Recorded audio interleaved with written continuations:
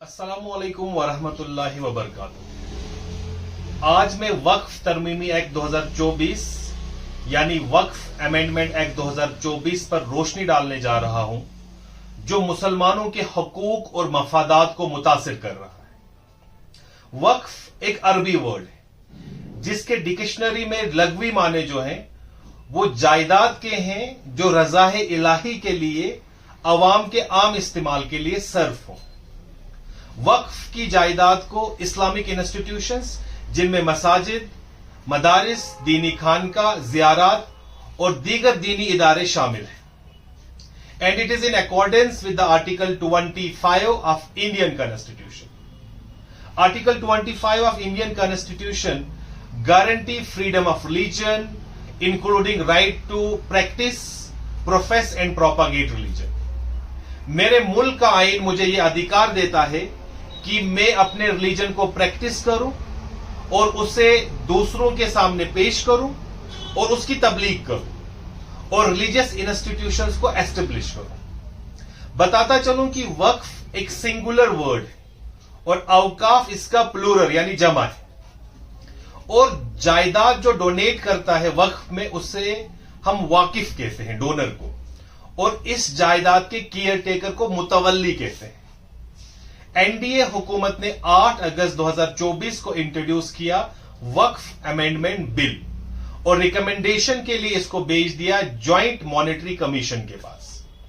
अब यह सवाल उठता है कि हम वक्फ तरमीमी बिल 2024 पे तनकीद क्यों कर रहे हैं। तो पहला क्रिटिसिज्म यह है कि एनडीए हुकूमत मुसलमानों की तौसीक के नाम तब्दील कर रही है। जैसे इलाहाबाद का नाम बदल के प्रयागगंज कर दिया गया, फैजाबाद का नाम बदल के औरंगाबाद कर दिया गया, मुगल सराय का नाम बदल के दीन दयाल उपाध्याय नगर कर दिया गया, हबीबगंज का नाम बदल के रानी कमलापति रेलवे स्टेशन कर दिया गया। अब वक्फ का नाम बदलकर उम्मीद रखा जा रहा है। उम्मीद यानी United Waqf act management, empowerment, efficiency and development act 1995। और इस तरह वक्फ का नाम बदलना एक गैर जरूरी अमल है जो नाकाबिले कबूल है। दूसरा क्रिटिसिज्म, हमारे मुल्क के आइन के मुताबिक जो रिलीजियस इंस्टीट्यूशंस हैं या जो रिलीजियस बोर्ड्स हैं, इनकी मॉनिटरिंग कमेटी में जो मेंबर्स या चेयरपर्सन होते हैं उन्हीं के मजहब के लोग होते हैं। जैसे श्राइन बोर्ड का मेंबर और चेयरमैन हिंदू होगा, चार धाम का मेंबर और चेयरमैन जो है वो हिंदू होगा, गुरुद्वारा प्रबंध कमेटी का जो चेयरमैन या मेंबर होगा वो सिख होगा।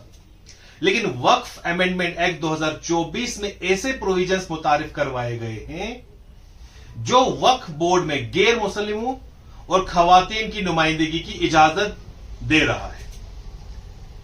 और मजहब इस्लाम में यह खुल्लम खुल्ला दखल है, क्योंकि मस्जिद कमेटी और मदारिस के अंदरूनी मामलात में गैर मुस्लिमों की शमूलियत आर्टिकल 25 की खिलाफ वर्जी है जो नाकाबिले कबूल है। तीसरा क्रिटिसिज्म, पहले गैर मुस्लिम भाई भी वक्फ में प्रॉपर्टी को डोनेट कर सकते थे, लेकिन वक्फ अमेंडमेंट एक्ट 2024 के मुताबिक सिर्फ वो शख्स वक्फ पे प्रॉपर्टी को डोनेट कर सकता है जो मजहब इस्लाम को 5 साल से प्रैक्टिस कर रहा हो।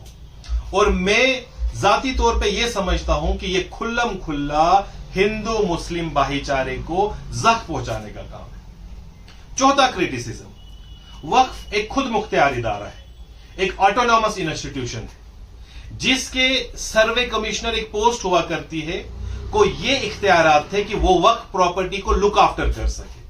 लेकिन वक्फ अमेंडमेंट एक्ट 2024 के बाद ये सारे इख्तियारात डिस्ट्रिक्ट मैजिस्ट्रेट को दिए जाएंगे, जो वक्फ की प्रॉपर्टी को जो है वो लुक आफ्टर भी करेगा, और जो वक्फ की प्रॉपर्टी डोनेट करना चाहता है उसको पहले डीएम के पास उस प्रॉपर्टी को रजिस्टर करना होगा, और सारे मॉनिटरिंग जो अथॉरिटी है वो डिस्ट्रिक्ट मैजिस्ट्रेट को दिए जाएंगे।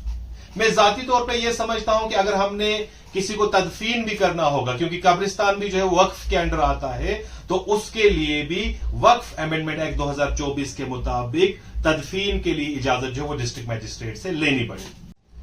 पांचवा क्रिटिसिज्म, वक्फ पे एक ट्रिब्यूनल हुआ करता है जिसमें इस्लामी मामलात यानी शादी तलाक वगैरह के मसाइल को हल किया जाता था, जो कि अदालत में चैलेंज नहीं किया जा सकता था।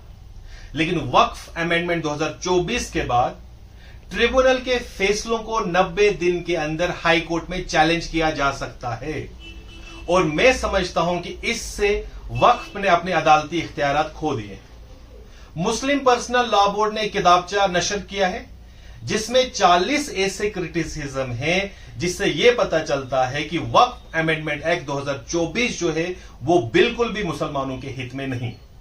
मैं जाती तौर पे यह समझता हूं कि हुकूमत को मजहबी मामलात में मुदाखलत नहीं करनी चाहिए और मजहबी मामलात में खुद में अख्तियारी होनी चाहिए।